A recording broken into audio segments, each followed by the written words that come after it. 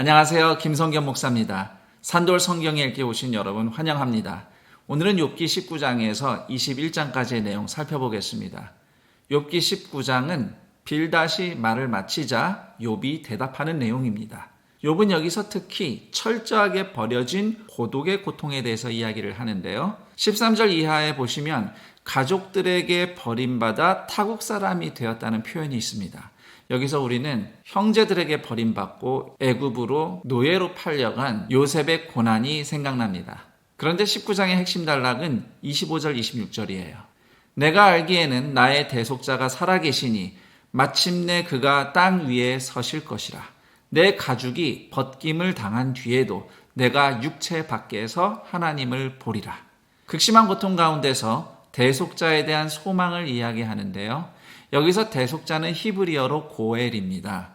고엘은 두 가지 의미를 갖는데요. 우선 억울하게 살해당한 형제를 대신 복수해주는 가족이나 친족을 의미합니다.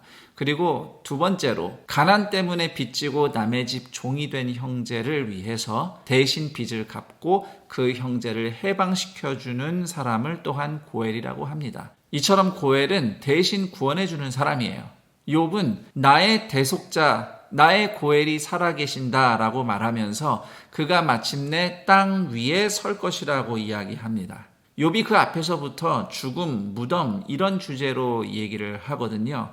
그래서 여기서 땅이라는 단어는 무덤을 의미한다고 해석할 수 있습니다.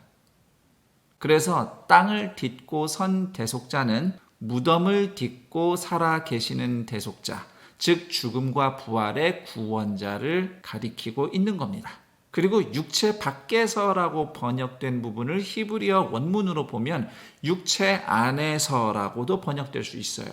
그래서 영어 성경 중 NIV, ESV, 킹제임스 성경 등은 육체 안에서라고 번역을 합니다. 그러므로 26절은 가죽이 벗긴 당한 뒤에도 죽은 후에도 다시 육체 안에서 하나님을 보는 부활을 이야기하고 있는 것이죠. 욥은 개인적으로 고통 끝에 하나님 앞에 설 부활 신앙을 이야기하는 거지만 신구약 성경 전체의 말씀을 볼 때에 25절과 26절은 궁극의 대속자, 구원자이신 예수 그리스도를 가리키고 있는 예언이다 라고 하겠습니다. 이제 20장으로 가면 욥의 친구 중 세 번째로 말하는 소발의 발언입니다. 소발은 다른 친구들처럼 악인은 결코 오래갈 수 없다. 반드시 망한다는 원칙을 말합니다. 사실 이 대목을 히브리어 원문으로 보면 매우 우아하게 쓰여진 한 편의 시입니다. 그 자체만으로 작품성과 가치를 인정받을 수 있어요.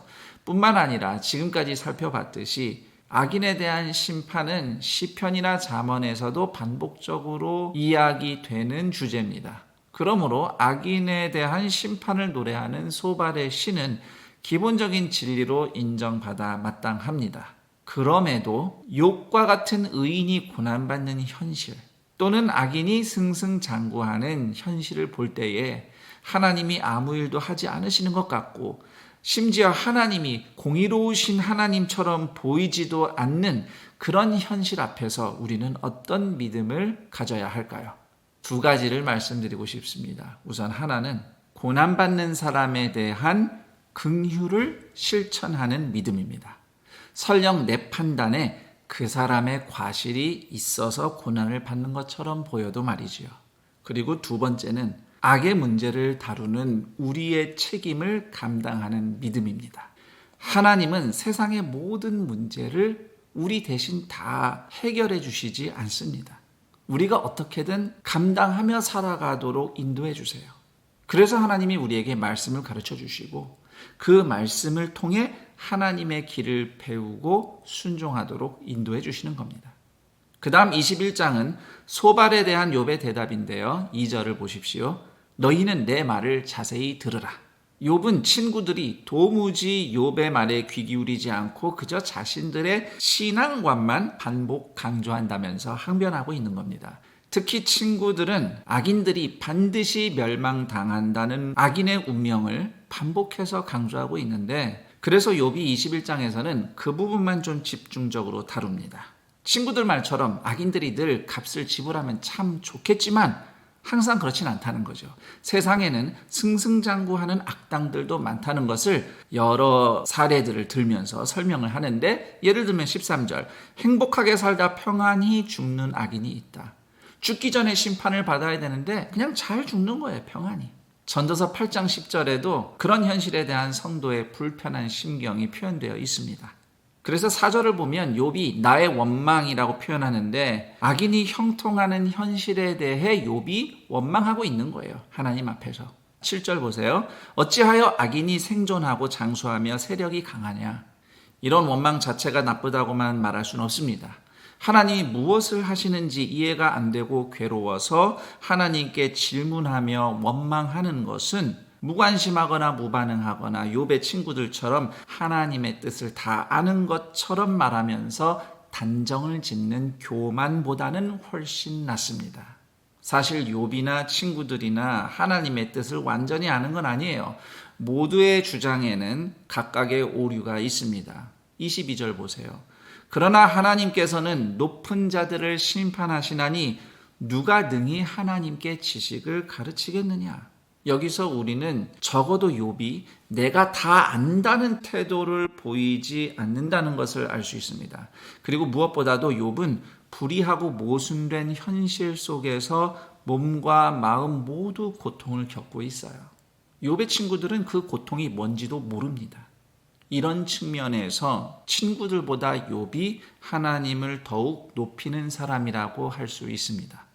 욥은 다 알지 못해서 괴로워서 몸부림치는 겸손을 통해 하나님을 경배했습니다. 그래서 이미 모든 것을 아신 예수님도 다 알지 못하는 인간의 괴로움을 겪으시며 십자가를 지셨습니다. 나의 하나님, 나의 하나님, 어찌하여 나를 버리셨나이까. 다 아시는 그분이 다 알지 못해서 괴로워하는 인간의 심정으로 십자가에서 하나님께 부르짖으셨던 것입니다. 이것이야말로 예수님 안에 있는 하나님을 경외하는 완전한 겸손이라고 하겠습니다. 그 의로운 겸손 덕분에 우리가 구원을 받은 것입니다. 여기까지 욥기 19장에서 21장까지의 내용 살펴봤습니다. 그럼 전 여기서 인사드리고 내일 그 다음 내용과 함께 여러분 다시 찾아뵙겠습니다. 감사합니다.